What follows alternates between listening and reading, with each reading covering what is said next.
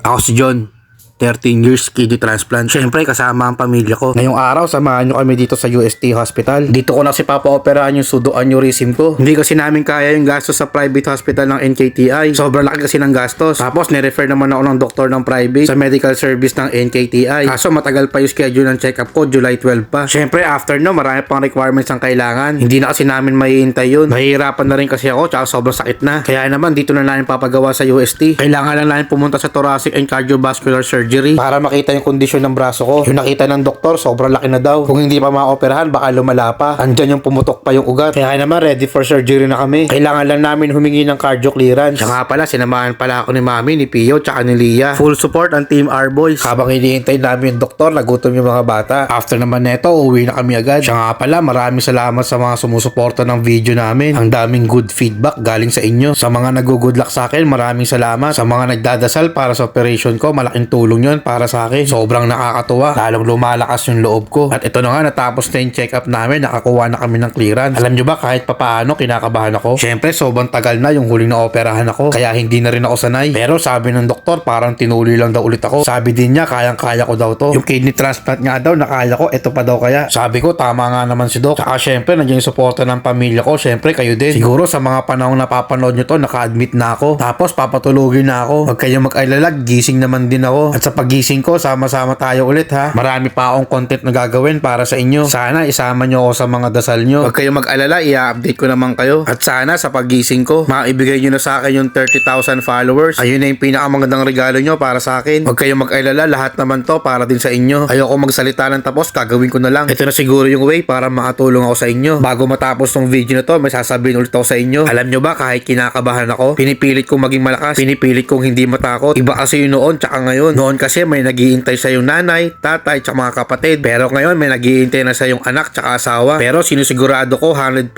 magagawa to ng maayos. Sa sobrang galing ng mga doktor, tiwala ako sa kanila. At syempre, nandiyan naman yung asawa ko at makatrabaho niya. Lalong-lalo na gusto ko maging magandang halimbawa para sa inyo. Na gusto ko maging matapang din kayo. Na gusto ko harapin yung lahat ng pagsubok tulad ng ginagawa ko. Oo, alam ko mahirap at nakakatakot. Pero palagi kong sinasabi, harapin yung lahat ng takot nyo. O siya, tatapusin ko na tong video na to. Huwag kayong mag-alala, magkikita-kita tayo ulit. At sa araw na yon, papakita ko sa inyo na talagang kaya natin lahat ng pagsubok. Basta magtiwala lang tayo sa sarili natin. At syempre, magtiwala din tayo kay Lord. Ako nga pala si John, 13 years kidney transplant. Oh, paano ba yan? Hanggang dito na lang. Hanggang sa muli, paalam! Peace!